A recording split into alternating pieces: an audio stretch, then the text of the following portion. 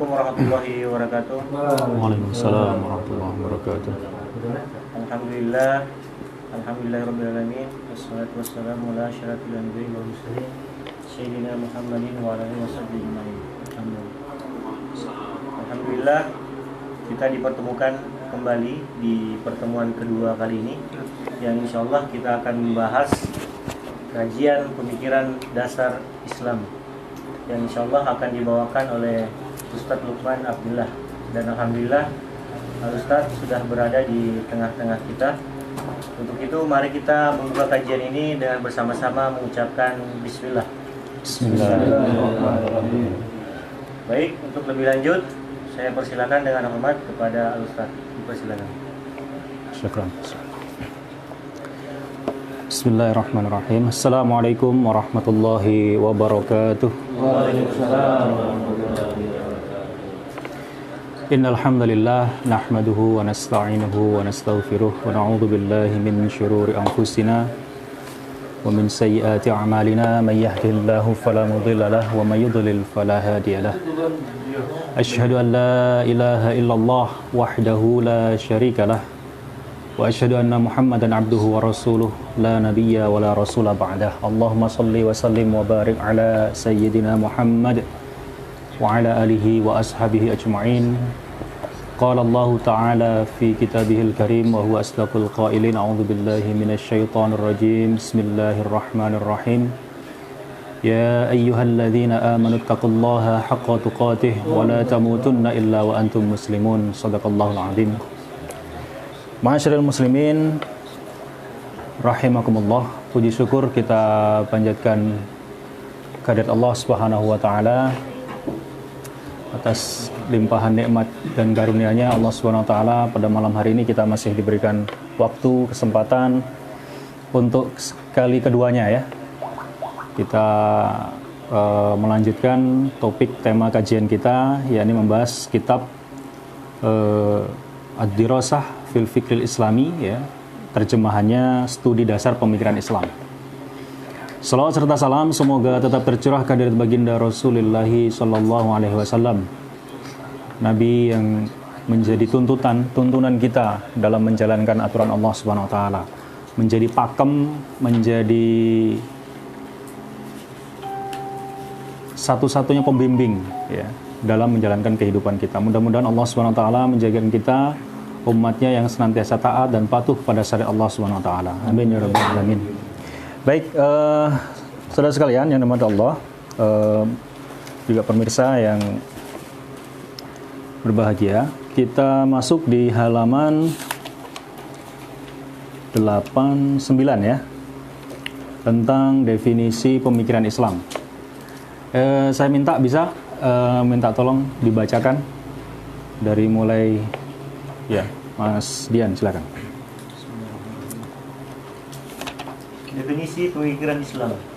Sebuah definisi yang benar harus memenuhi dua hal: menyeluruh atau jami'an, sekaligus mencegah mani'an.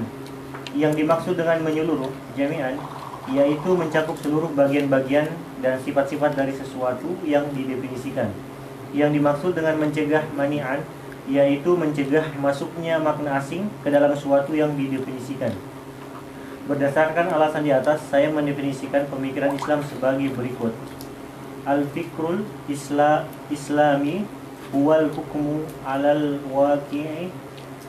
waqi'i mi wijhatin nadoril Islam. Pemikiran Islam adalah upaya menilai fakta dari sudut pandang Islam. Dengan demikian, pemikiran Islam mengandung tiga hal, yakni 1. Fakta atau al-waqi', 2. Hukum, justifikasi, 3. Keterkaitan fakta dengan hukum. Ya, sama saja. Baik.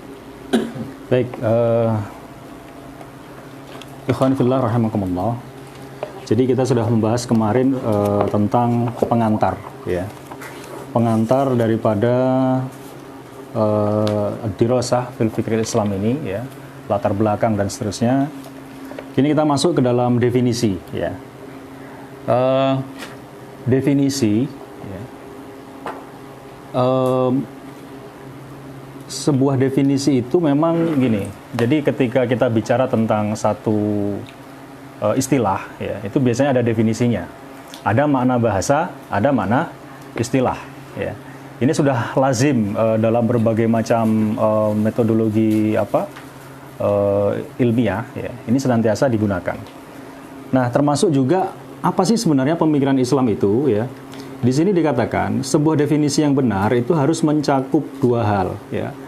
Ada istilahnya itu jami' dan mani'. Ya. Jami' itu mencakup segala sesuatu yang didefinisikan sebagai sebuah pemikiran, gitu. Dan juga mani' mengeluarkan segala hal yang tidak mencerminkan kata pemikiran Islam. Nah, itu maksudnya. Jadi kalau kita ingin mendefinisikan sesuatu, misalnya ini air aqua, ya, kita harus mendefinisikan ini secara detail, gitu. Aqua itu apa? Sebuah atau istilahnya merek, ya, merek daripada ya apa begitu ya. Nah, ini maksudnya. Jadi ketika kita mendefinisikan sebuah merek aqua, ya itu harus terdefinisi secara detail. Nah, termasuk di sini dalam hal pendefinisian, ya, penulis kitab ini mendefinisikan, ya, pemikiran Islam itu sebagai berikut, yaitu al-fikru al-islami, ya, huwa al-hukmu 'alal waqi', ya, min wijhatin nadhril islami. Pemikiran Islam adalah, ya, upaya menilai fakta dari sudut pandang Islam, ya. Jadi pemikiran Islam yang dimaksud di sini adalah upaya untuk menilai, ya, sebuah fakta. Ya. Jadi kita harus pisahkan antara fakta dan hukum, ya. Sementara ini kan orang sering bingung, terjadi kebingungan di tengah-tengah umat. Misalnya contoh begini, kita sampaikan ke saudara kita, mengatakan, Pak, jangan ikut MLM. MLM itu hukumnya haram, gitu. Kenapa haram? Begini, ada alasan secara syar'i. Tapi ada yang beralasan begini, loh, Ustadz itu saja ikut, gitu. Iya kan? Ustadz sana itu loh yang kondang, yang lebih tenar dari sampean itu ikut kok. Ustadz A, Ustadz B ikut MLM kok, gitu. Nah, ini apa? Menjadikan fakta sebagai hukum. Nah, dua halnya harus bisa, ya. Fakta itu adalah realitas yang dihukumi. Kalau hukum, ya itu sudah sumber hukum yang akan menghukumi fakta. Nah, Ustadz tadi yang ikut MLM itu bukan hukum, tapi itu adalah fakta, gitu. Jadi nggak bisa kemudian ini dipisahkan, gitu. Ya, artinya nggak bisa dicampur adukkan, gitu ya, antara fakta dan hukum. Kalau fakta itu nanti bagaimanapun dia akan dihukumi, bukan justru menghukumi, ya. Nah, itu kalau diskusi, kalau dengan siapapun, ketika kita memilah itu lebih enak. Jadi nggak terjadi ada koridor yang kemudian kita bisa lewati, gitu. Kalau diskusi dengan orang yang ngeyelan, gitu ya, itu harus termasuk harus dipilah itu, ya, mana yang fakta, mana yang hukum. Nah, kita harus sepakat dulu. Kalau nggak sepakat, nggak usah diskusi, gitu. Ya. Nah, di sini, ya. Jadi pemikiran Islam itu adalah al-hukmu al-hukmu 'alal waqi', ya, menghukumi atau menilai fakta.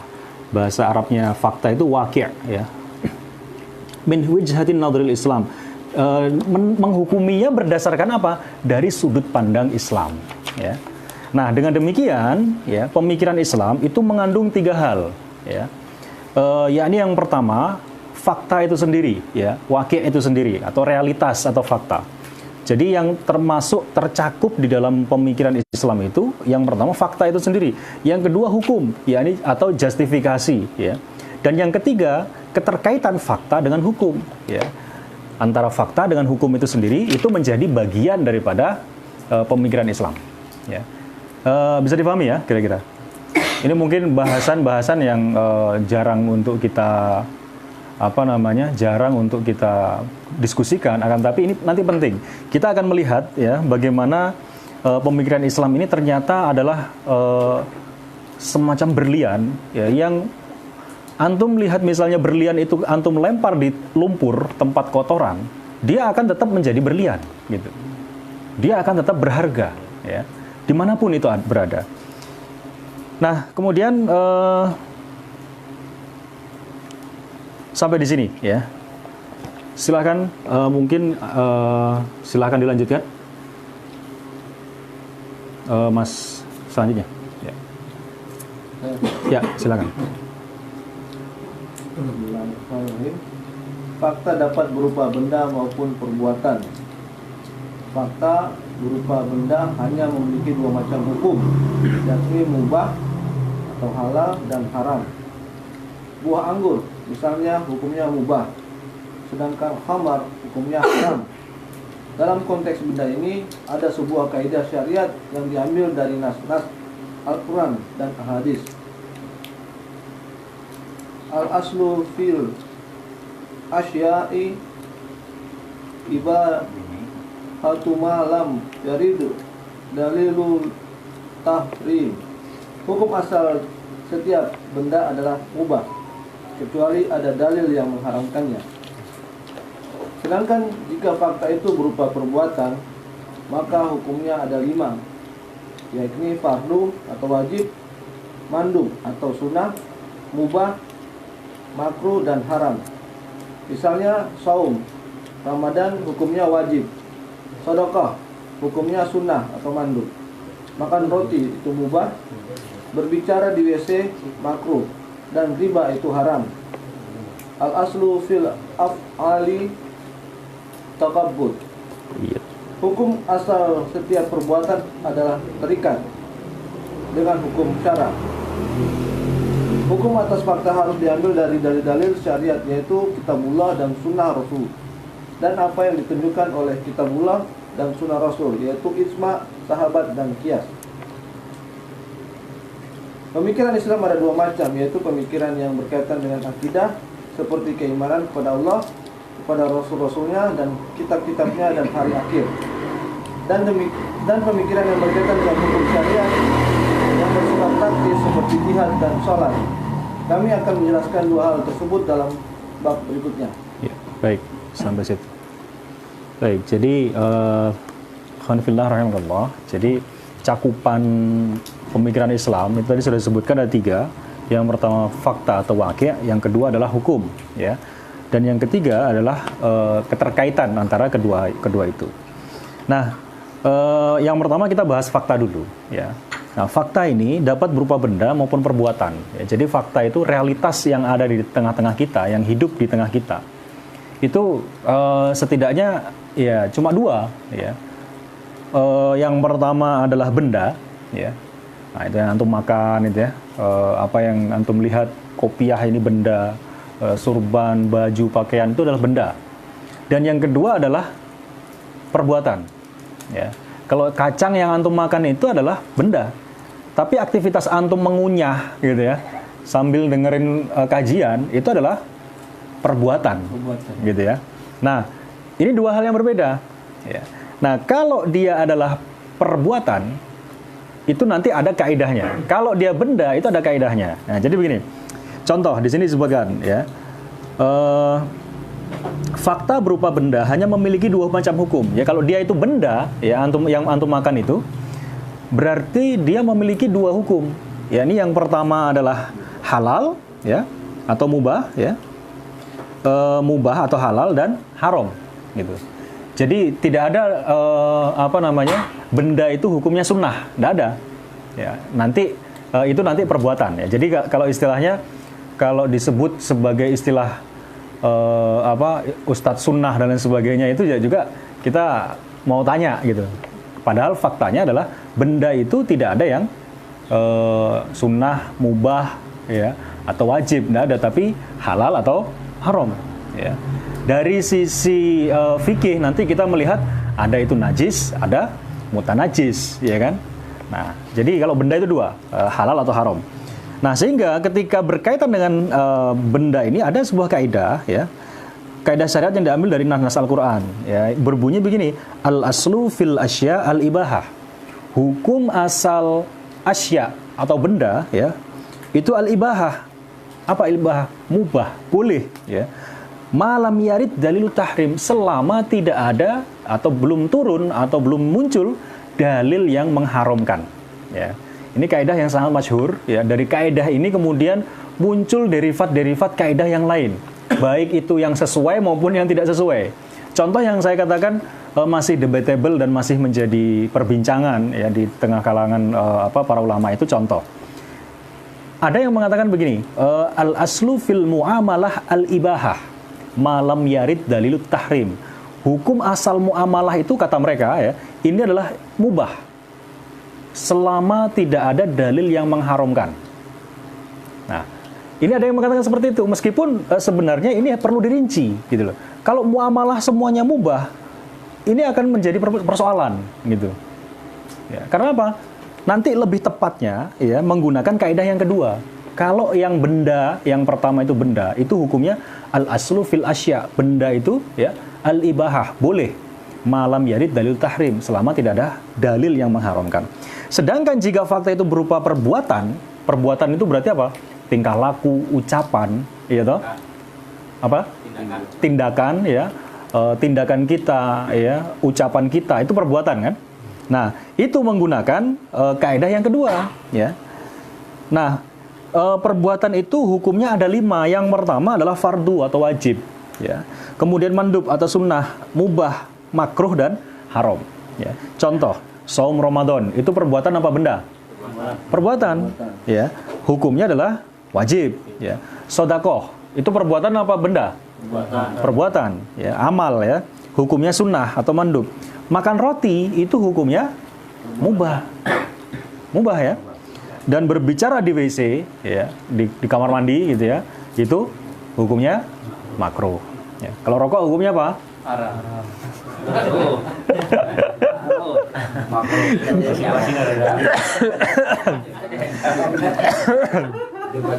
Kalau juga sini tak apa hukumnya merokok. Ya. Kita tidak sedang membahas itu. Ya, itu nanti dimensinya berbeda ya. Jadi pembahasannya memang panjang kajiannya ya. Di akhir-akhir. Ya, off the record gitu. Baik, yang kedua, al-aslu fil af'al at-taqayyud. Ini hukum yang kedua, perbuatan. Ya, perbuatan itu hukum asal perbuatan itu terikat. Ya, at-taqayyud bi hukmi syar'i, dengan hukum syariat. Terikat gitu. Nah, tadi kalau kita bahas tadi misalnya hukum asal muamalah itu semua boleh. Ini yang kurang tepat. Karena harus dirinci. Karena muamalah itu apa? Perbuatan, bukan benda. Kalau semuanya boleh, otomatis berbagai macam transaksi-transaksi yang melanggar dalam hukum syariat itu semuanya boleh. Selama tidak ada dalil yang mengharamkan. Lah, dalil yang mengharamkan ini kan datangnya udah terputus sejak 14 abad yang lalu, gitu kan? Nah, ketika ini diperbolehkan, jadi kacau. Umat ini nggak akan ada aturan lagi, gitu loh. Ya. Nah, maka dari itu kaidah tadi itu perlu ditinjau ulang, ya. Nah, maka kemudian yang tepat apa kaidah ini? Yang kedua, al-aslu fil af'al at-taqayyud bi hukmi syar'i. Nah, af'al atau perbuatan itu bisa berupa muamalah, ibadah, ya kan? Ya, dan berbagai macam metodologi dan lain sebagainya. Ya. Nah, maka hukum kalau menggunakan kaidah ini lebih aman, lebih tepat. Maksudnya bagaimana? Kalau dia itu perbuatan, berarti kita harus apa? Kita harus tahu hukumnya dulu, baru kemudian mengamalkan, kan begitu? Ya nggak? Nah, kita harus tahu dulu hukumnya ini. Ya. Kalau kita nggak tahu hukumnya, berarti stop dulu. Ya. Tanya dulu hukumnya, baru kemudian kita eksekusi. Nah, gitu kira-kira. Nah, itu ya. Jadi dua hal ya, fakta dan terkait fakta itu, ya ini ada benda ya dan barang atau dan yang kedua adalah perbuatan ya, benda dan perbuatan. Hukum atas fakta harus diambil dari syariat, yaitu kitabullah, sunnah rasul ya, dan apa-apa yang ditunjuk oleh kitabullah dan sunnah rasul. Ini seringkali biasanya kalau di ini ya di madrasah atau apa itu anak-anak SMA itu biasanya sering hafalkan, atau anak SD juga ada kalau di madrasah itu ya. Sumber hukum Islam yang pertama Al-Quran ya, kedua hadis ya, sunnah atau hadis ya, yang ketiga ijma ya, ada yang mengatakan ijma ulama, ada juga yang mengatakan ijma sahabat, dan yang ketiga kias ya. Jadi 4 ini ya. Ini dulu waktu saya ingat itu saya masuk di Stein ya, di kampus itu ya. Itu yang jadi pertanyaan itu ini, hukum Islam itu ada berapa? Ya, 4 ya. Saya masih ingat waktu itu gitu. Ya, jadi sebenarnya cuma 2 gitu ya. Cuman apa? Yang 2 itu Al-Qur'an dan Sunnah. Cuman Al-Qur'an dan Sunnah ini menunjuk ya dalil yang lain. Yakni apa? Ijma, sahabat dan qiyas ya. Qiyas. Nah, pemikiran Islam itu ada 2 macam. Ini tadi sudah selesai ya, kaitannya dengan benda dan perbuatan. Kemudian pemikiran Islam itu ada 2 macam, yaitu pemikiran yang berkaitan dengan akidah, ya, seperti keimanan kepada Allah, ya, iman kepada Rasul, kitabnya, hari akhir dan sebagainya, dan pemikiran yang berkaitan dengan hukum syariat. Ya. Jadi pemikiran Islam itu bagi 2, yakni pemikiran tentang akidah dan pemikiran tentang hukum syariah. Ya.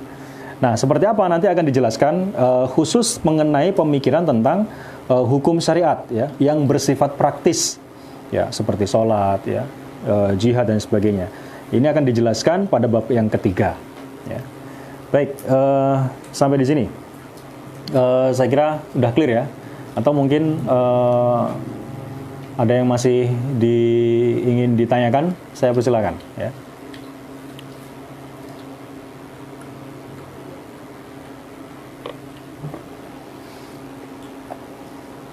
Tidak ada? Silakan dilanjut. Biar cepat selesai, biar cepat khatam. Kita kan nanti kalau khatam katanya apa? Potong kambing ya, insya Allah. Amin. Asas-asas pemikiran Islam. Pemikiran Islam dibangun di atas 2 asas, yakni akal dan syariat. 1. Akal. Islam telah memerintahkan manusia untuk mempergunakan akalnya. Allah mendorong manusia untuk memperhatikan alam semesta dan apa saja yang ada di dalamnya dengan cermat, sehingga dapat menghantarkan kepada keimanan tentang adanya Al-Khaliq yang menciptakan. Allah Subhanahu wa taala berfirman, "Wa fi anfusikum afala tubsirun." Pada dirimu sendiri apakah kamu tidak memperhatikan? Quran surat Ad-Dariyat 51 ayat 21. Fal yang duril insanu mimma khuliq. Perhatikanlah manusia itu dari apa dia diciptakan. Surat At-Tariq 86 ayat 5. Awalam yang duru fi malakutis samawati wal ard wa ma khalaqallahu min syai'. Apakah mereka tidak memperhatikan pada kerajaan langit dan bumi dan segala sesuatu yang telah diciptakan Allah? Dengan pengamatan seperti ini, manusia bisa membuktikan adanya Al-Khaliq yang Maha Kuasa. Dengan akalnya, manusia bisa menjangkau keberadaan Al-Khaliq yang Maha Esa yang telah menciptakan makhluk. Dengan akalnya pula, manusia bisa membuktikan bahwa Al-Quran adalah kalamullah dan Muhammad adalah Rasulullah. Oleh karena itu, akal merupakan asas bagi akidah Islam, sekaligus menunjukkan bahwa akidah Islam adalah akidah akliyah, akidah yang menjadi asas bagi pemikiran Islam, akidah yang dibangun berdasarkan akal. Baik, ya. Nah, jadi setelah kita bahas tadi tentang 2 fakta tadi, ya, fakta ada 2, yakni benda dan perbuatan, kemudian juga pemikiran itu ada 2, ya.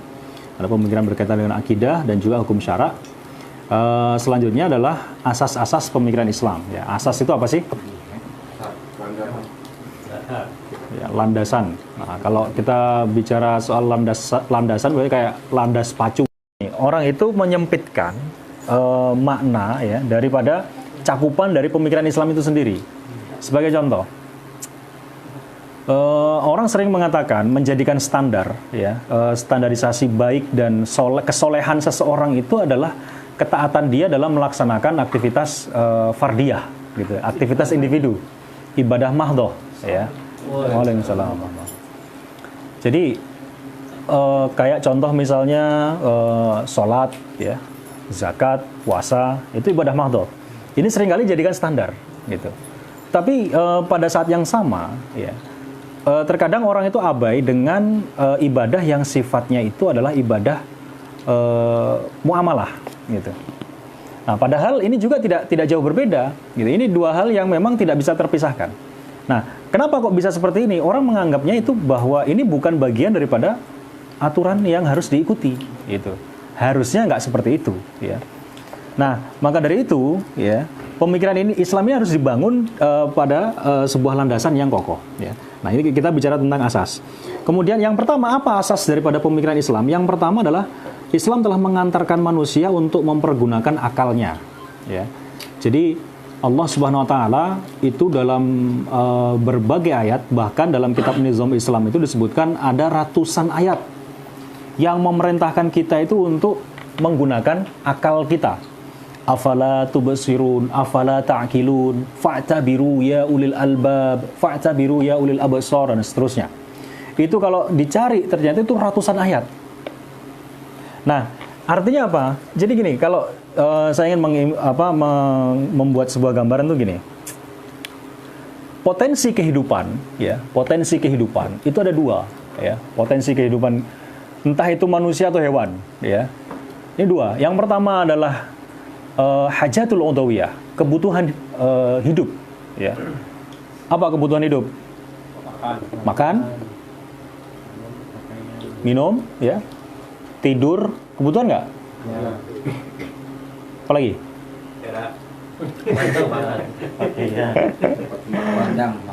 Iya, sandang, pangan, dan seterusnya. Itu kebutuhan, hajatul udawiyah, ya, yang pertama. Kemudian yang kedua adalah gharaiz atau ghariza atau naluri, ya. Nah, nanti dibagi menjadi tiga, naluri gharizatul baqa, gharizatul tadayyun, gharizatul nau. Nah, ini dua. Nah, manusia dan juga hewan, mohon maaf, ini punya dua-duanya. Coba lihat, dari seluruh aktivitas kita seharian tadi, kita ambil contoh. Seharian kita buat bangun tidur, sholat subuh dan seterusnya tadi, ya. Mulai berangkat kerja, ada yang ke tempat kerja, ada yang kantor, ada yang terserah lah, antum kemana. Tujuan antum tadi itu ngapain coba? Tidak lain, tidak akan keluar dari dua ini. Memenuhi dua potensi ini apa?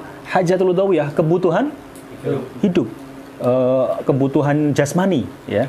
Yang kedua adalah ghariza, naluri, ya. Loh, kok naluri juga? Iya, karena nanti begini, ya. Kadangkala kita bekerja itu kan misalnya kita bekerja dalam 1 bulan, itu kira-kira misalnya katakanlah kita ngumpul duit 10 juta. Kira-kira kalau cuma untuk makan cukup nggak? Cukup nggak cukup? 1 bulan? 10 juta cukup ya? Cukup, insya Allah. Nah, tergantung nanti makannya itu di mana. Nah, itu nanti masuk ke gharizah, naluri gharizatul baqa, ya. Naluri baqa itu mempertahankan diri. Kita punya naluri ini, ya. Ya, semacam geng. Nah, cuman perbedaannya antara kita manusia dengan hewan, ya, itu kita Allah Subhanahu wa taala berikan kepada kita yang apa? Akal. Ya. Nah, dari akal itu, ya, kemudian ini nanti akal itulah yang akan menjadi apa? Penilai, ya. Nah, karena tadi Allah memberikan potensi dua kepada manusia dan juga kepada hewan, ya, binatang. Allah kemudian kepada manusia, Allah memberikan aturan apa? Syariat. Gitu. Kita butuh makan, oke. Tapi kemudian kita diatur umat Islam ini, ya, bagaimana cara dia mendapatkan makanan. Bagaimana otomatis maksudnya adalah bagaimana cara kita mendapatkan harta. Dari mana kita peroleh, kemudian kita belanjakan kemana. Nah, ini yang menilai ini nanti akal, gitu. Ya, itu contohnya. Kemudian yang kedua, contoh. Ketika kita bicara tentang ghariza, maka salah satu ghariza itu adalah gharizatul nau, ya. Gharizatul nau itu naluri untuk melestarikan lawan jenis. Inilah yang kemudian, ya, nanti menjadi yang pada dasarnya nanti meminta untuk dipenuhi, gitu, ya. Nah, ini yang masih jomblo dan sebagainya itu biasanya udah meronta-ronta, gitu, ya. Ya, itu meminta untuk dipenuhi. Loh, iya kan? Hewan, mohon maaf, hewan juga sama, memiliki keinginan untuk seperti itu, ya. Gharizahnya meluap-luap, gitu, menggebu-gebu, gitu, ya. Manusia juga seperti itu. Cuman bedanya manusia ini diberikan aturan. Nah, di dalam Islam menyalurkan, ya, tadi itu salah satunya dengan cara pernikahan, Ya, itu yang sah, ya. Dengan kalau hewan kan nggak perlu gitu ya, nggak perlu akad-akatan gitu ya kalau hewan. Lalu Gitu. banyak salah duanya. Ya itu nanti bahasanya panjang lagi. Gitu. Itu nanti silakan buka di surat An-Nur, ya surat An-Nur ayat 1 sampai 3, ya itu nanti di situ ada penjelasan. Selanjutnya, ya Allah Subhanahu Wa Taala mendorong manusia untuk memperhatikan alam semesta. Ya, kita diperintahkan untuk memperhatikan, berpikir, kita punya otak, kita gunakan otak kita ini, ya, sehingga dapat menghantarkan kepada keimanan tentang adanya Al-Khaliq, ya, untuk mengantarkan keimanan kepada Allah Subhanahu Wa Taala. Makanya gini, di dalam keenam rukun Islam, rukun iman, ya, ada 3 rukun yang kemudian di situ menjadi landasan bahwa rukun itu, ya, rukun iman itu dapat diimani dengan akal. Iman kepada yang pertama, iman kepada Allah ini dengan akal atau dengan nakal? Dengan akal bisa, dengan nakal juga bisa, ya. Tapi lebih mantapnya itu dengan akal, gitu.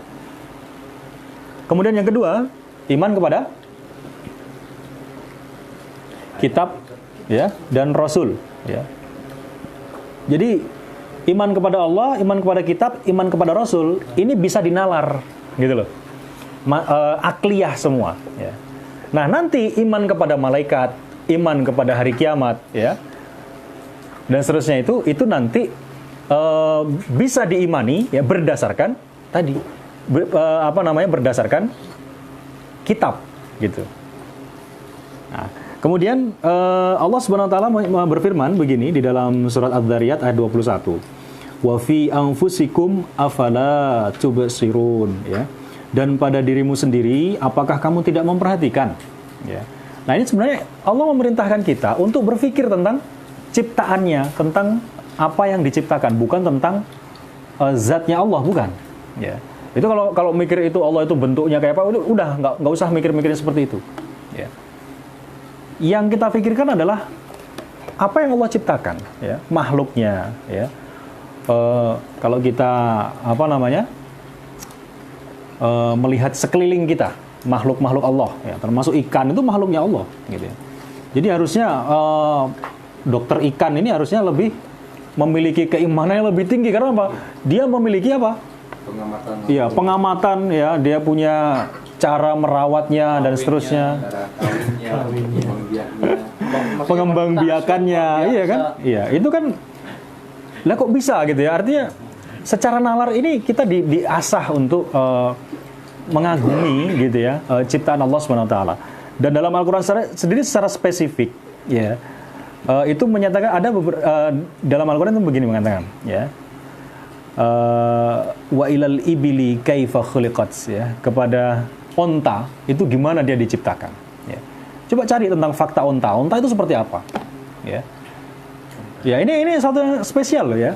Nggak semua binatang dalam Quran, gitu. Tapi ini onta, ya. Onta ini ternyata faktanya banyak sekali, ya. Banyak sekali fakta yang orang tidak ketahui tentang onta itu sendiri, ya. Coba intinya apa? Kenapa sih Allah itu mau menyuruh kita untuk memperhatikan onta, gitu kan? Nah, maksudnya adalah supaya kita tahu bahwa ini loh ciptaannya Allah seperti ini, gitu. Ya, harusnya kita ini lebih, ya, keimanan kita lebih tinggi lagi, ya, lebih dalam lagi pada Allah, ya. Kemudian fal yanzuril insanu mimma khuliq, dan perhatikanlah manusia itu dari apa dia diciptakan, ya. Dari apa? Kita ini diciptakan dari apa? Ya, itu silahkan dipikirkan, gitu ya. Kemudian di sini surat Al-A'raf ayat 185. Awalam yanzuru fi malakutis samawati wal ard wa ma khalaqallahu min syai'. Ya. Apakah mereka tidak memperhatikan pada kerajaan langit dan bumi dan segala sesuatu yang telah diciptakan Allah Subhanahu wa taala, ya. Artinya kita diperintahkan untuk memperhatikan itu, ya.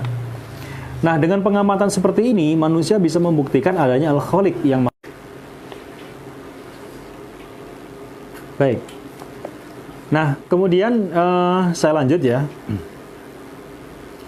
Kalau tadi yang pertama adalah akal, ya. Nah, sebelumnya saya lanjutkan dulu. Oleh karena itu, akal merupakan asas bagi akidah Islam, ya. Kenapa? Ya, akidah Islam itu kan iman pada Allah, ya. Iman kepada malaikat, ya, kitab, rasul, hari kiamat, dan qada dan qadar. Ya.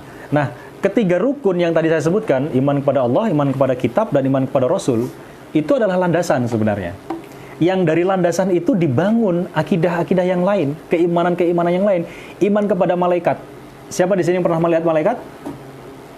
Ada yang pernah lihat malaikat Israel? Belum pernah, gitu kan. Nah, saya tanya, kenapa antum beriman? Kenapa? Kepada apa? Karena dijelaskan di dalam kitab bahwa kita wajib beriman kepada malaikat, ya, bahwa malaikat Allah itu ada, ya, dan kemudian antum percaya nggak dengan hari kiamat? Itu belum ada kok, faktanya nggak ada kan? Faktanya sudah terjadi belum kiamat? Terjadi belum? Tapi kenapa antum percaya? Nah, dari kitab lagi kan? Nah, sementara kita mengimani kitab, mengimani Allah, mengimani kitab, mengimani Nabi Muhammad SAW, itu adalah berdasarkan akal. Ya, berdasarkan akal. Kita katakan akal kenapa? Karena Quran itu, ya, itu adalah kita bisa mengimani Quran secara akal. Ya. Bagaimana caranya? Ya, setidaknya tiga jalan. Ya. Tiga kemungkinan. Yang pertama, kemungkinan pertama, Quran itu kira-kira buatan siapa? Ini kita bikin pikiran ngawur aja lah, gitu ya.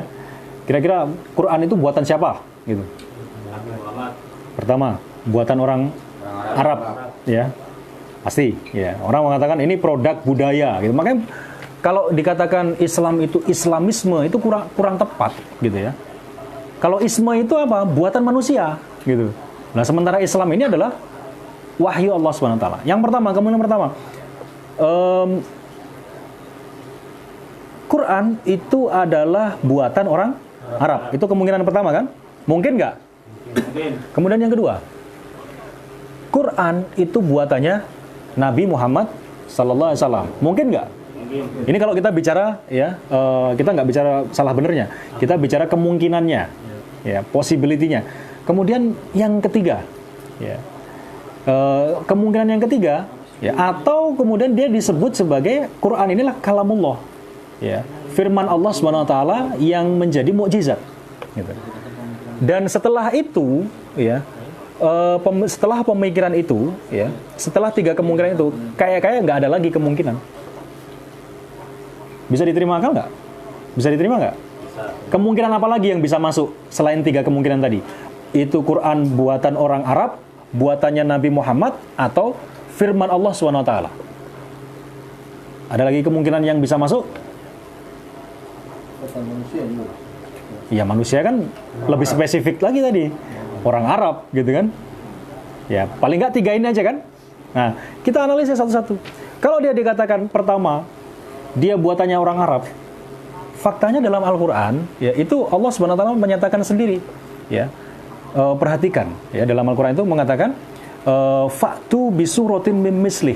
Kalau memang Quran ini buatannya manusia atau hasil dari ucapan manusia atau pujangga atau syair atau seorang penyair, maka Al-Quran menantang fa'tu bisuratin min mislih.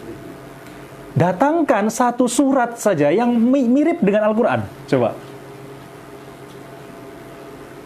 Pada zaman itu, ya, sastra itu betul-betul berkembang, ya. Sastra itu betul-betul berkembang.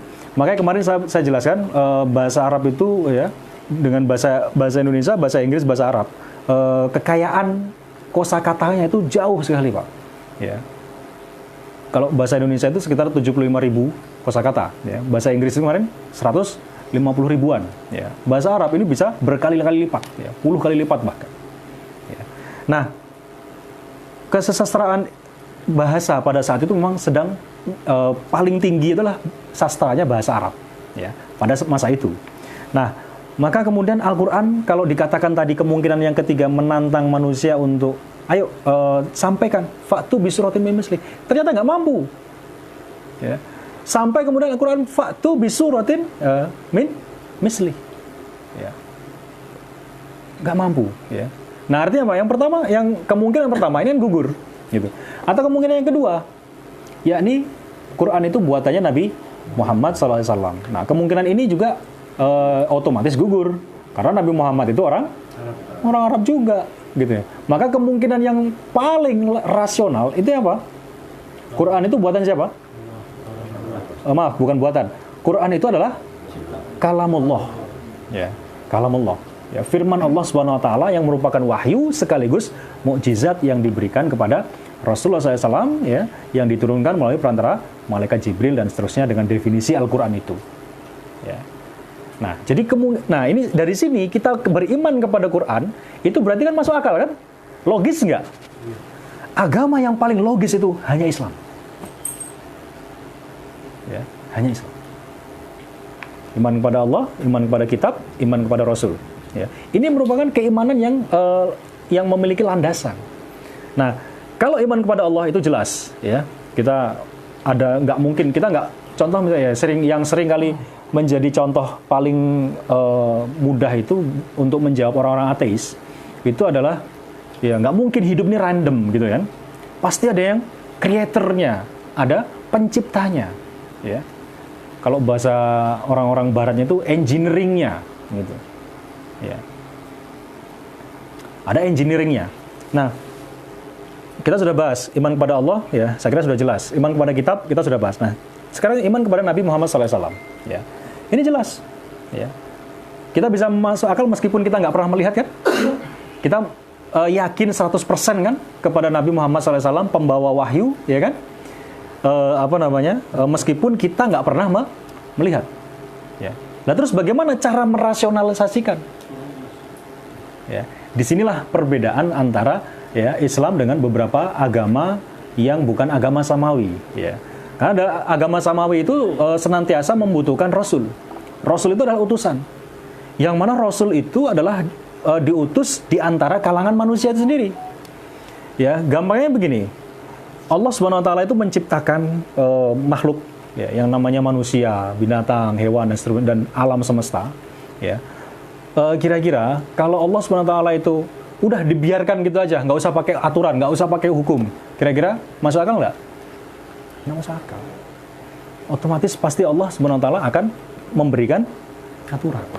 Nah, aturan itulah berupa syariat. Nah, syariat itu siapa yang bawa? Nabi-nabi. Sejak zaman Nabi Adam sampai ditutup oleh Rasulullah SAW, itulah yang kemudian Allah utus. Mereka itulah yang membawa syariat dengan berbagai macam derivat syariat-syariat yang lain.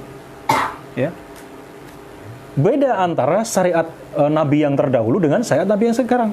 Nah, contoh yang lagi kita bahas paling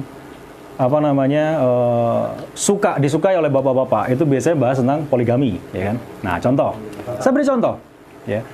Karena kadang begini, orang masih menganggap bahwa Islam itu nggak adil gara-gara menghalalkan, membolehkan poligami. Padahal kalau kita mau jujur, poligami itu sudah ada jauh sebelum Islam. Nabi Daud itu istrinya berapa? Berapa? Nabi Sulaiman berapa? Banyak lah, ya. Banyak sekali, ya. Nabi-nabi terdahulu itu tidak ada batasan, Pak. Tidak ada batasan. Ya. Mau 10 boleh, ya, dan seterusnya. Nah, kemudian Islam datang masuk, kemudian membatasi hanya 4. Ya. Nah, Nabi terdahulu memiliki syariat yang berbeda-beda, ya. Cara berpuasanya pun berbeda-beda. Ya, Nabi Daud puasanya hari ini puasa, besok tidak. Nah, karena kemudian di saat di zaman Nabi SAW juga diturunkan syariat itu, maka ditetapkan oleh Islam, maka itu merupakan syariat juga, gitu. Nah, jadi aturan yang Allah turunkan itu harus, ya, atau membutuhkan Rasul, ya. Siapa Rasul, ya? Yang kita sama-sama imani, yang sama-sama kita cintai adalah Rasulullah Muhammad sallallahu alaihi wasallam. Nah, dari sini, ya, akidah Islam ini adalah akidah akliyah, ya. Ini istilah lagi, akidah akliyah. Apa itu ada akidah akliyah? Akidah yang menjadi asas bagi orang Islam. Ya, jadi memang akliyah. Makanya saya katakan tadi bahwa agama yang paling rasional itu agama Islam, gitu. Nah, maka nanti akan dibatasi dari iman kepada Allah, kitab dan Rasul. Itu nanti gini, kalau kitab ini sudah jelas Al-Quran, ya kan? apa saja, karena tadi kita sudah yakin bahwa Quran itu kita sudah bedah dari 3 sisi, 3 kemungkinan, ya kan?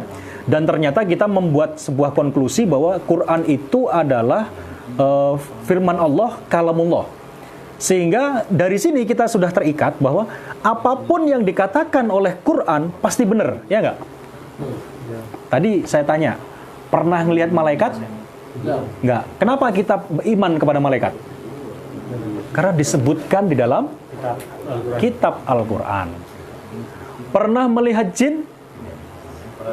Ya, meskipun tidak wajib kita mengimani ya, bukan masuk rukun ya. Kita yakin kepada itu. Bahkan dalam Al-Quran ada satu surat sendiri namanya surat Al-Jin. Ya. Pernah melihat hari kiamat? Belum pernah. Ya. Tapi kemudian kita beriman kepada hari kiamat karena apa? Quran yang memerintahkan kita. Artinya apapun yang ada dalam Quran, ya kisah-kisah terdahulu, kisah-kisah Nabi Isa, kisahnya Zulkarnain, kisahnya Ashabul Kahfi, itu kita percaya. Lagi mana ceritanya? Tidur di dalam gua 309, ya 300 berapa hari itu ya? Masih hidup gitu ya? Itu kalau kita percaya seperti itu? Percaya nggak? Ya, kalau kita nggak percaya, itu berarti dipertanyakan keimanan kita. Ya. Nah, kenapa percaya? Karena kita sudah membuktikan Quran tadi dengan 3 kemungkinan tadi itu, dengan 3 jalan tadi itu. Ya. Nah, dari sini apapun yang dikatakan Quran, ini pasti benar, pasti ya benar, gitu. Apapun, termasuk salah satunya berbagai macam hukum syariat, gitu ya. Wasariku wasariqatu faqta'u aydiyahuma. Pencuri laki-laki, pencuri perempuan, potong. Nah, mekanismenya nanti dijelaskan oleh hadis, gitu. Kemudian lagi, ya, az-zani waz-zaniyatu fajlidu kulla wahidin minhuma mi'ata jaldah. Ya. Pezina, ya, laki-laki dan pezina perempuan, ya, jilid ya, cambuk kalau dia masih belum menikah, ya, masih belum muhson, ya. Mi'ata jaldah dengan 100 kali cambukan dan seterusnya. Berbagai macam, ya. Nah ini ya, apapun yang ada dalam Al-Quran itu merupakan harus kita yakini, karena kita sudah membuktikan Quran itu adalah kitab, ya, yang rasional kita imani, gitu. Nah itu yang pertama ya. Jadi akal ini menjadi di sini dikatakan ya, akidah yang menjadi asas bagi pengurian Islam, akidah yang dibangun berdasarkan akal. Ya.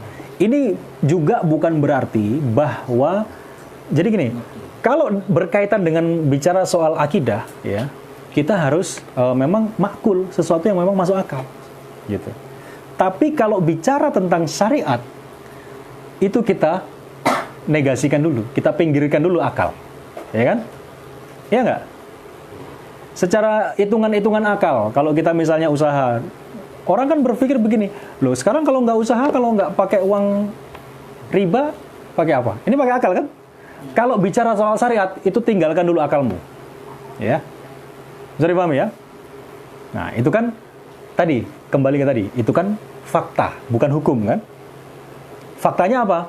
Sekarang, di zaman sekarang, kalau tidak usaha, tidak menggunakan utang riba, ya, maka kita nggak bisa berkembang, kita nggak bisa besar dan seterusnya. Itu fakta atau hukum? Fakta. Fakta itu nggak bisa dijadikan. Nah, itu harus jeli di situ, ya. Nah, diskusinya itu nanti seperti itu supaya nggak bulat-bulat gitu. Biasa itu bulat karena memang nggak punya frame, nggak punya istilahnya itu paradigma, ya paradigma istilahnya. Jadi kayak kacamata gitu, kacamata yang dia pakai ribbonnya itu 80% ya kelihatan gitu ya. Nah, sementara kalau kita ajak untuk ngelepas, caranya bagaimana orang ini supaya bisa lihat? Lepas dulu kacamatanya, kita samakan. Sama-sama nggak pakai kacamata. Ayo kita lihat sama-sama. Oh, ternyata Mas ini ganteng. Oh, ternyata ini pakai topi Taliban gitu misalnya. Nah, itu supaya sama. Karena kalau ribbonnya 80% nggak kelihatan. Ya. Kita melihat ini warna putih, dia lihat warna hitam. Nah, kalau diskusi itu harus kita buat batasan-batasan. Gitu. Nah, ini ya. Kemudian yang kedua ya, tadi asas dari pemikiran Islam yang pertama adalah akal, yang kedua adalah syariat. Ya. Jadi akal itu tidak bisa dibiarkan begitu saja, ya, tanpa ada aturan. Ya, akal itu nggak bisa dibiarkan begitu saja. Syariat, ya, sumber pemikiran Islam dengan seluruh bagiannya adalah hukum syariat yang bersumber dari wahyu. Wahyu ini berarti dari mana? Dari Allah Subhanahu Wa Taala, ya, yaitu Al-Quran dan As-Sunnah. Jadi jangan cuma Quran saja, ya. Ada memang sebagian kelompok umat Islam itu namanya mengingkari sunnah, ya, ingkarus sunnah. Memang dia nggak percaya kepada hadis, ya, dia cuma percaya pada Al-Quran. Nah, ini juga ngawur, karena faktanya Quran sendiri memerintahkan kita untuk beriman kepada hadis juga, ya. Sebagai contoh, wa ma yantiqu anil hawa in huwa illa wahyu yuha. Dan tidaklah Nabi Muhammad SAW itu yantiqu anil hawa. Beliau mengucapkan sesuai hawa nafsu beliau, itu tidak. Walakin wahyu yuha. Tapi apa yang diucapkan oleh Nabi itu adalah wahyu, ya, yang diwahyukan kepada beliau, ya. Nah, kemudian dan apa yang ditunjuki, ya ini sunnah. Sampai syariat merupakan asas pemikiran Islam sampai kapanpun, ya, asasnya. Pemikiran Islam tidak akan keluar dari syariat. Agar satu pemikiran dianggap sebagai pemikiran Islam, maka harus digali dari dalil-dalil syariat. Jadi, ya, misalnya kita bicara tentang jihad. Jihad itu adalah bagian daripada pemikiran Islam, ya. Kenapa? Karena diambil dari sumber syariat. Nah, syura, ya, bermusyawarah, ya, dan iman kepada adanya jin dan semuanya itu merupakan pemikiran Islam yang datang dari dalil-dalil dan kitabullah dan sunnah Rasul sallallahu alaihi wasallam.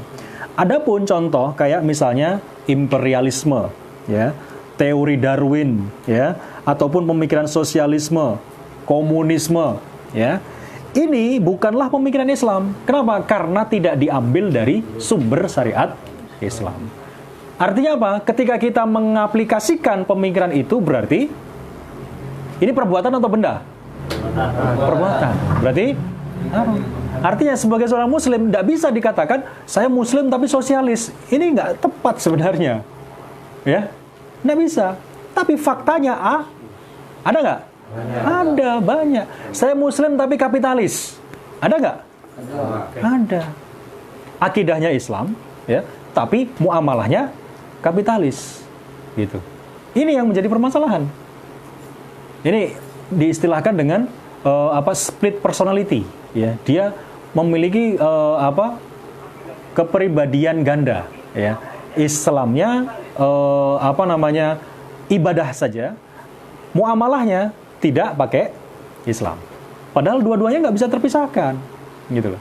Ini sedang rame-ramenya soal sosialisme dan Leninisme dan termasuk komunisme, ya, dan itu isme-isme yang lain, ya. Nah, bahkan pemikiran Islam telah menjelaskan sikapnya terhadap pemikiran-pemikiran semacam ini, ya. Nah, jadi dari sini, ya, kita bisa mengambil kesimpulan bahwa ternyata pemikiran isme-isme yang lain itu memang tidak perlu kita pakai, gitu loh. Ya, cukup sebagai seorang muslim itu menjadikan Islam sebagai satu-satunya tuntunan, baik dalam beribadah, bermuamalah maupun aktivitas yang lain, gitu. Nah, ciri khas pemikiran Islam akan hilang jika terpisah secara keseluruhan atau sebagian, ya, dari wahyu Allah. Jadi kalau kita bicara tentang Islam itu nggak bisa di-mix-mix, gitu, ya. Kalau sekarang ini kan yang nampak di depan kita ini kan setidaknya ada 3 ideologi, ya, besar di dunia. Yang pertama apa? Ya, nanti. Yang pertama yang paling mendominasi kapitalisme. Yang kedua komunis, sosialis dan komunis. Ini satu paket, ya. Yang ketiga Islam. Ya. Apa itu? Mix antara kapitalisme. Ya. Ya, itu disebut aja, gitu, ya. Artinya gini. Dari 3 sistem hidup itu, ya, yang pertama dan yang kedua, ya, ini tidak lebih baik, ya nggak? Biadab, gitu, ya, sesuatu yang kayak, ya, betul-betul inilah negatif, gitu, ya, nggak ada positif-positifnya. Dalam Ali Imran 85, wa may yabtaghi ghairal islami dina fala yuqbala minhu wa huwa fil akhirati minal khasirin. Barang siapa yang mencari agama, ya, yabtaghi ghairal islam, mencari agama selain Islam, maka sekali-kali tidak akan diterima darinya, dan dia pada hari kiamat termasuk orang yang merugi, ya. Nah, pemikiran Islam tidak menerima tambal sulam. Nah, ini termasuk, ya. Tambal sulam itu maksudnya bagaimana? Jadi begini, teman-teman sekalian. Kapitalisme itu, ya, salah satu slogan yang paling sangat populer itu adalah greed is good. Apa? Greed is, apa itu artinya? Serakah itu baik. Udah ya, kapitalisme itu begitu. Sistem ini, untuk bisa survive, ya, itu betul-betul wes nggak apa. Jadi ada perubahan, ya, secara historis itu kapitalisme lama, ya, dengan neo-kapitalisme, ya, atau neoliberalisme dan seterusnya itu punya skema yang betul-betul berubah dan yang sebenarnya memiliki satu kesalahan yang sama, ya. Ya, salah satu pemikiran yang tadi itu adalah greed is good, serakah itu baik, gitu. Ini menurut mereka. Jadi ketika sistem ini kemudian diterapkan dan tidak berjalan, maka nanti ada sistem tambal sulam yang lain. Seperti contohnya adalah sistem asuransi. Sebenarnya dalam kapitalisme, sejarah dalam historinya tidak ada istilah asuransi. Tapi ternyata sistem asuransi itu dalam negara-negara kapitalis itu berkembang biak. Kenapa? Karena ternyata sistem kapitalis ini memang betul-betul ambiar, bobol, gitu, nggak bisa membendung, ya, mengatur kehidupan manusia nggak bisa. Maka supaya terlihat sistem kapitalisme ini baik, ya, maka dibuatlah sistem tadi itu, tambahan tadi. Nah, seperti itu. Nah, sebagai contoh lagi misalnya, sistem kapitalis itu tidak mengenal yang namanya campur tangan negara dalam pasar, ya, campur tangan negara dalam pasar.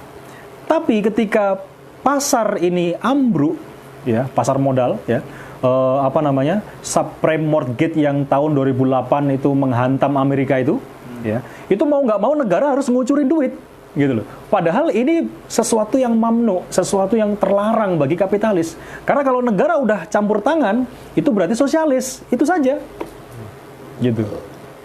Nah, maka dari itu kapitalis dan sosialis ini, kapitalisme ini memiliki sistem tambal sulam.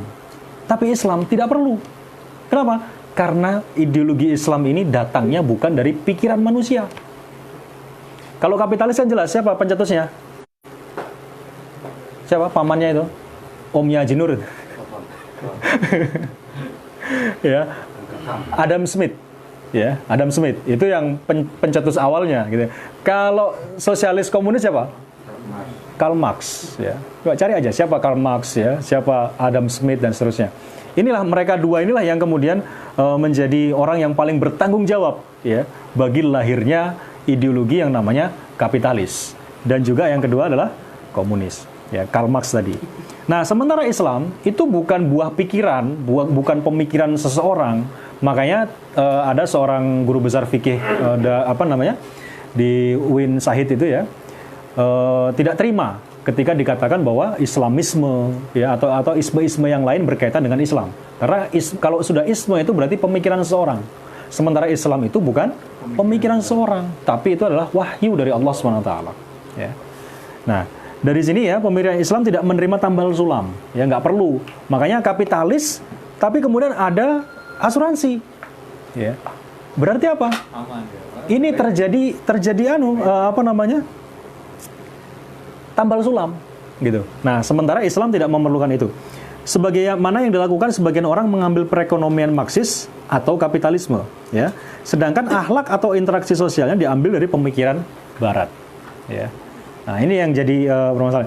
Bahkan mereka terpesona dengan sikap perkara baru dan asik, kemudian menginsersikannya pada pemikiran Islam. Saya ingin bicara soal kaitannya dengan ini. Kita harus lihat contoh, ya. Contoh yang bisa kita ambil misalnya dalam sejarah, ya. Kita balik lagi kepada sejarah, ya.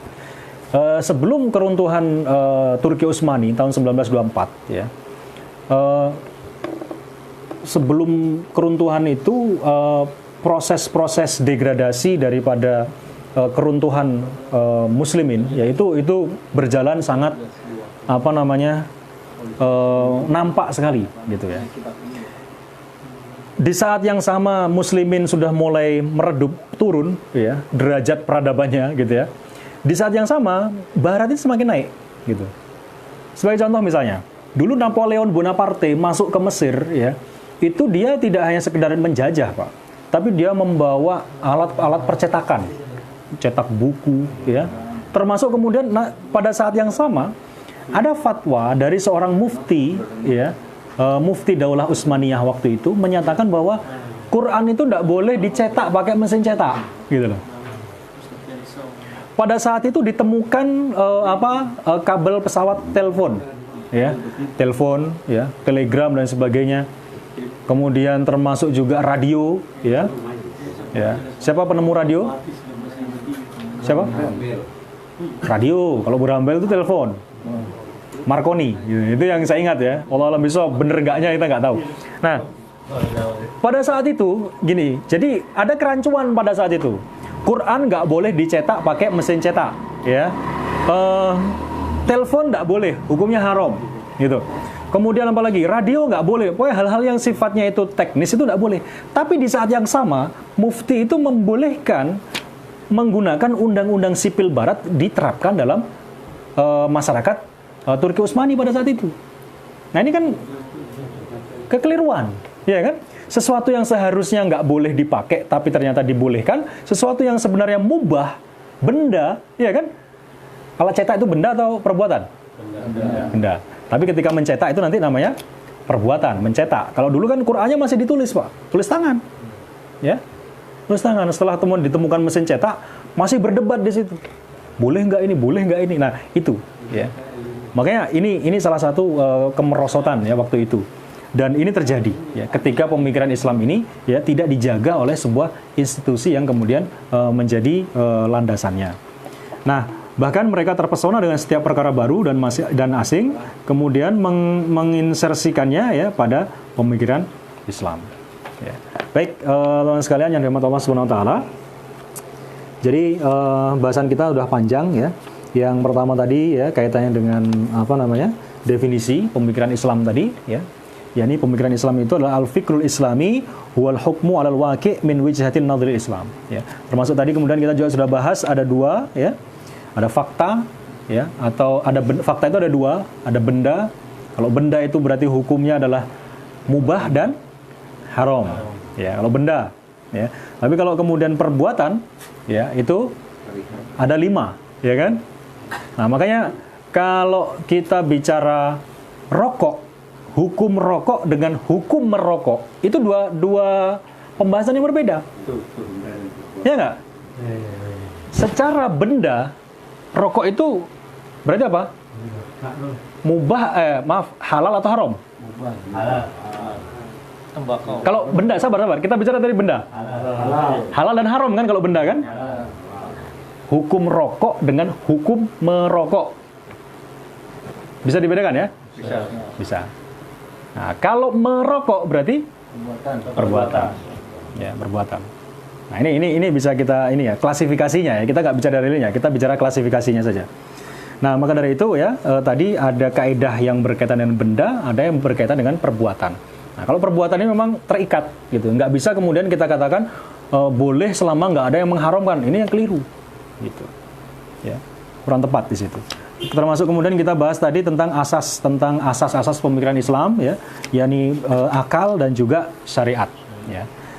Baik, ikhwani fillah rahimakumullah, dari sini barangkali mungkin ada yang mau didiskusikan atau mau ditanyakan, saya persilahkan. Ya. Terserah, enggak apa-apa.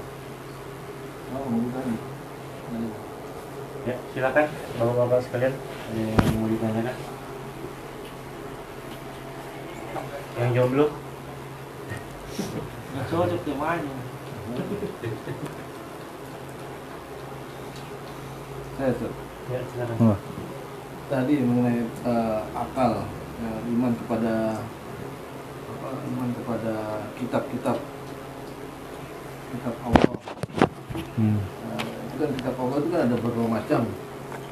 Ada kitab Injil, kitab Taurat, kitab Zabur, dan terakhir Al-Quran. Nah, ini kita harus imani semua itu umpamanya kita imani semua mereka kita ambil juga sebagai syariat atau bagaimana?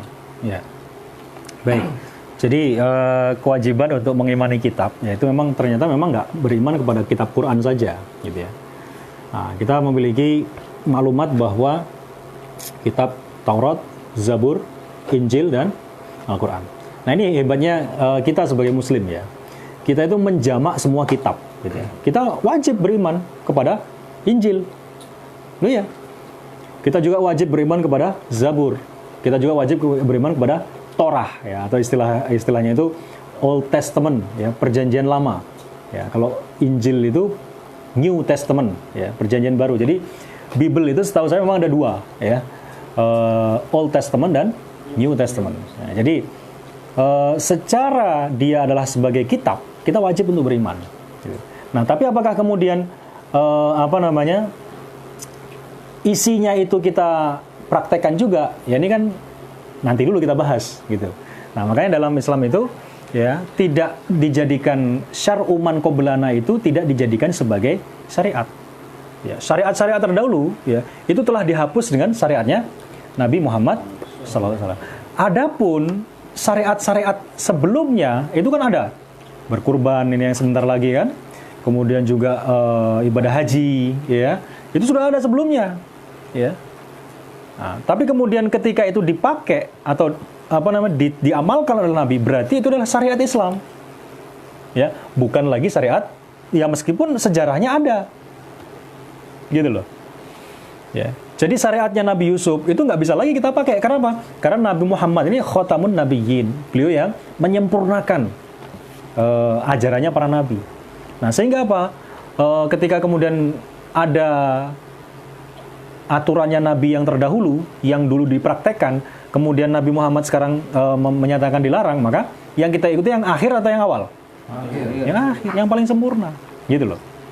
Ya, makanya meskipun kita diperintahkan untuk beriman kepada 4 kitab itu, ya, yang kita wajib amalkan itu yang terakhir, ya, yakni Al-Quran, ya, bukan yang lain. Ya.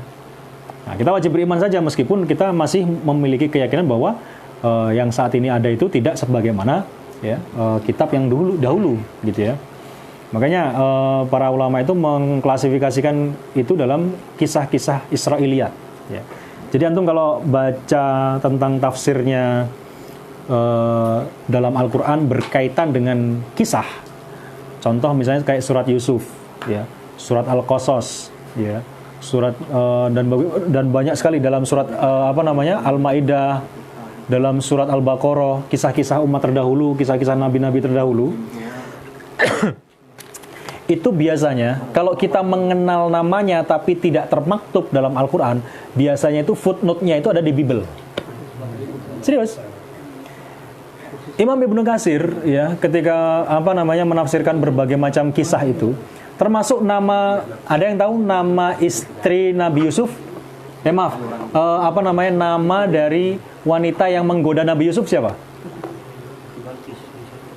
Bukan. Hah? Subaidah. Enggak ada yang tahu. Harus banyak ini ya. Namanya Siti Zulaikha, ya kan? Zulaiha, ya kan? Banyak kan nama anak-anak Zulaiha. Itu ternyata dalam Al-Qur'an enggak tertulis. Yang tertulis dalam Al-Qur'an Imro'atu Malik, ya, Imro'atu Wazir, ya. Imro'atul Aziz, ya. Istrinya Aziz, ya. Artinya istri pembesar, ya, Mesir pada saat itu. Nah, di mana? Tapi faktanya sekarang kok terkenal dengan nama Zulaikha? Ternyata ada di Bible, gitu. Nah, serius itu dikutip Ibnu Katsir dalam Bible. Ya. Nah, inilah yang disebut dengan kisah Israiliyat. Kita nggak bisa percaya, nggak bisa juga kita tolak, gitu. Ya udah, kita sebagai informasi saja, nggak bisa kita imani secara 100%, nggak bisa. Ya, karena dia adalah Israiliyat, kisah-kisah Israiliyat. Ya. Nah ini, maka dari itu balik ke pertanyaan tadi bahwa keimanan ya kita kepada kitab Nabi terdahulu itu bukan dalam rangka untuk mengaplikasikannya. Ya, cukup beriman saja. Nah, sedangkan kepada Al-Quran, ya, apapun yang disebutkan di situ kita wajib amalkan. Ya. Baik, begitu. Silakan, ada yang mau ditanyakan? Silakan, ada lagi? Masih ada semangkanya? Masih ada. Oh, ya. Anda, bukan untuk saya. Untuk saudara saya yang baru datang ini. Ini yang dingin. Terus ini Ustaz, kira-kira ada nggak yang negara atau sekelompok yang memang benar-benar menerapkan syariat Islam secara menyeluruh, secara kafah? Kalaupun sudah ada belum? Yang sekarang saat ini. Bagaimana? Pakistan? Sudah belum ya? Taliban. Ya, jadi Taliban juga.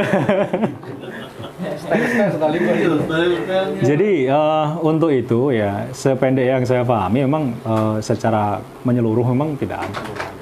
Faktanya kalau bicara menyeluruh ya belum ada ya. Karena jangankan kita bahas soal sistem ekonominya ya. Kita bahas soal ibadah yang jadi rukun saja ya. Terkait dengan ibadah haji misalnya. Ya, haji itu kita masih ditarik devisa ya. Meskipun sekarang ini kan enggak bisa ini ya. Harusnya kan memang enggak ada ya ditarik pungutan seperti itu ya. Ya meskipun nanti di sana ada pelayanan dan seterusnya. Termasuk juga dari sisi yang lain ya. Penerapan secara parsial gitu yang ada saat ini gitu ya. Yang ada saat ini parsial. Ada negara yang memang menerapkan kisos, ada ya. Di Saudi Arabia itu menerapkan kisos sebagaimana yang disabdakan dalam Al-Qur'an. Ya.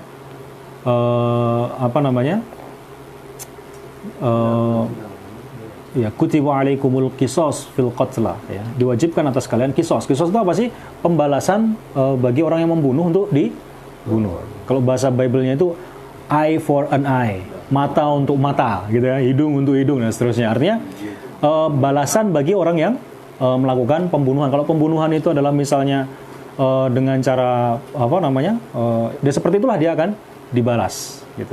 Nah, ini hukum Quran. Nah, meskipun nanti ada mekanisme dan seterusnya. Tapi di saat yang sama ya, penerapan Islamnya itu tidak secara menyeluruh gitu. Dari aspek ekonominya ya. Kita bisa lihatlah fakta-fakta sekarang yang dulunya itu Arab Saudi itu sekarang dulunya ya itu petrodolar, ini akan beralih dia ya. Karena dia sadar 20, 30, 40 tahun lagi dia punya minyak mau habis gitu ya. Dia menginvestasikan seluruhnya itu untuk masa depannya itu bukan ke arah situ lagi ya. Nah, ini lagi-lagi bicara soal income dan seterusnya, bicara kapitalisme lagi dan seterusnya. Nah, maka kalau ditanya tentang sudah ada atau belum, memang belum ada gitu. Ya memang kita harus gini. Jadi lagi-lagi kita harus bedakan fakta dengan hukum. Kadang orang berbicara begini, kamu bicara penerapan syariat. Sekarang saya mau tanya, ada nggak negara sekarang yang mau menerapkan syariat? Nah, ini kan nggak jaga sembung naik ojek, nggak nyambung Jack gitu ya. Jaga sembung naik beca, nggak nyambung Cak gitu. Loh, yang kita diskusikan ini hukum apa fakta? Iya kan? Kok ada yang bertanya, negara mana yang menerapkan itu? Loh, ini kan fakta. Faktanya memang tidak ada. Tapi hukum ya?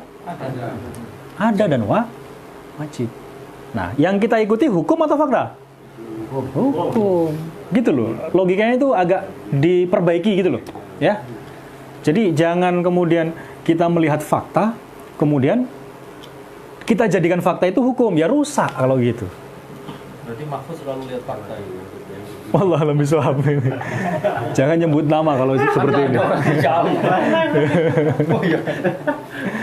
Jadi kalau bicara, memang makanya saya ini kan dari awal supaya kita jalannya itu mulus, kita harus punya track gitu ya. Track itu harus kita ikutin. Kita diskusi tapi di track ini nggak boleh lompat gitu loh. Ya. Nah, fakta. Jadi kalau ada orang bertanya tentang fakta seperti itu, ini fakta. Ya. Nah, sementara hukum itu bicara lain gitu.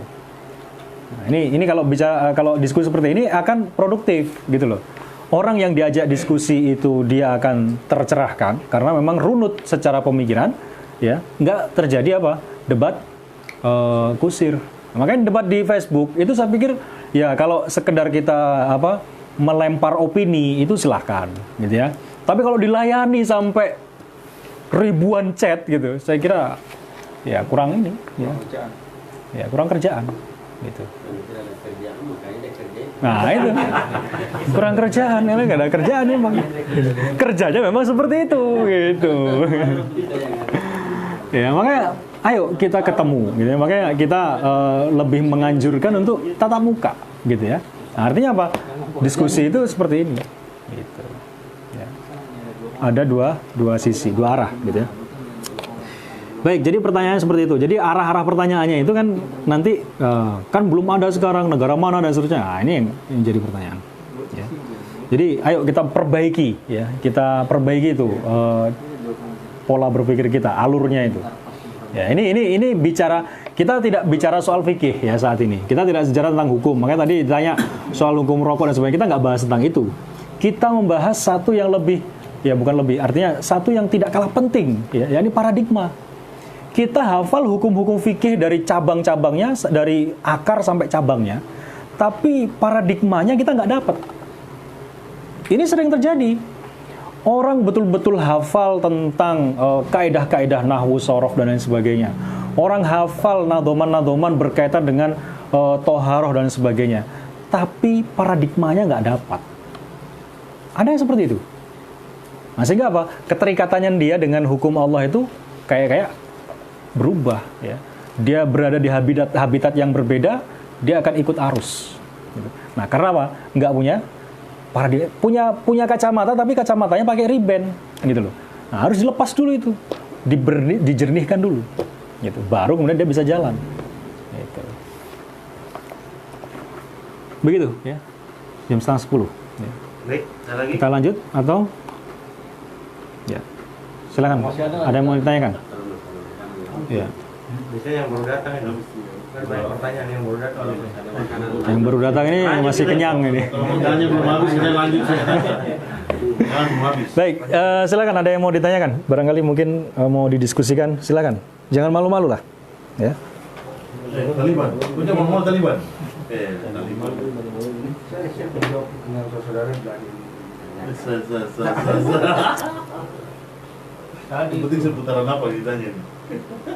Terkait rokok itu benda, rokok itu perbuatan, itu belum clear tadi belum selesai. Tumben masih ingat kembali. Tapi kita nggak berbicara masalah fikih atau bukan, ya kita clearkan. Belum sampai situ pembahasan. itu nanti penutupan. Dia sadar-sadar itu Pun cari begitu, tapi matanya jangan ke sana. Matanya itu jangan dikasih ke sana. Sana juga.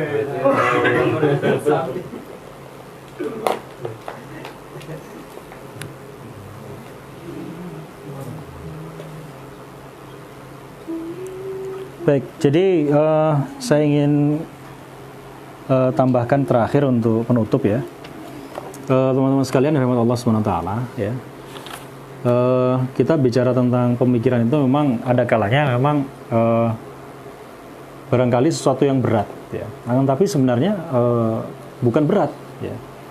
Tapi gini, ada ya dulu pernah kawan yang ketika ikut kajian kita, kenapa sih nggak bahas tentang fikih gitu ya? Kenapa nggak bahas tentang hukum tentang sholat? Kenapa nggak bahas hukum tentang zakat dan sebagainya? Ya. Bukan kemudian kita nggak mau membahas itu, tapi gini, tadi seperti saya sampaikan, terkadang kita masuk ke ranah itu, tapi landasan untuk itu belum belum mumpuni, gitu ya. Belum, ya tadi landasannya itu galiannya itu nggak terlalu dalam, gitu ya. Nah, ini yang kemudian menjadikan kadang kita tahu hukumnya tapi dilabrak, gitu loh. Ya udahlah, Allah Maha tahu, gitu katanya kan. Nah, dulu kalau pas waktu selesai saya sekolah SMA ya, itu ada waktu itu saya pernah ingin nyari kerja gitu ya. Ada satu tetangga itu yang ngomong begini, dia mantan kondektur. Wes, kamu kerjanya jadi kondektur gitu. Tapi biasanya memang jarang sholat katanya. Tapi kan Allah Maha tahu. Nah, gitu. Jadi padahal yang saya tahu dia backgroundnya adalah pesantren, ya toh? Dia yang jelas paling tidak pernah mengecam pendidikan agama, tapi kemudian bisa berpikir seperti itu kan berarti ada yang miss dengan pemikirannya, ya. Berarti ada yang, iya.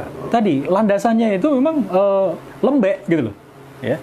Nah, bicara tentang pemikiran ini menguatkan landasan tadi, ya. Menguatkan landasan tadi. Ya, kenapa orang berpikirnya seperti itu? Kenapa kok bisa seperti ini? Kita nanti bisa menganalisis, oh ini setengah-setengah sekuler. Ya, ini sekuler tulen. Ya, kita bisa melihat itu nanti. Ya. Nah, ini kapitalis ini. Oh, ini sosialis gitu. Nah, dari situ ya kita bisa menilai itu. Ya. Nah, maka dari itu kajian pemikiran itu penting gitu. Ya. Sebagaimana insya Allah nanti akan kita lanjutkan. Baik, teman-teman sekalian yang dirahmati Allah Subhanahu wa taala, masih ada lain? Enggak ada ya? Nanti supaya pertanyaan itu ada ya, bukan pertanyaan yang keluar dari konteks ya. Di rumah dibaca. Ya. Kadang-kadang nanti minta fotokopikan ya.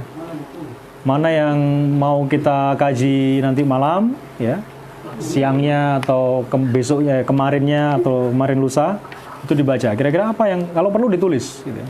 Nah, itu efektif. Nanti ketika ketemu nanti baru ditanyakan ya.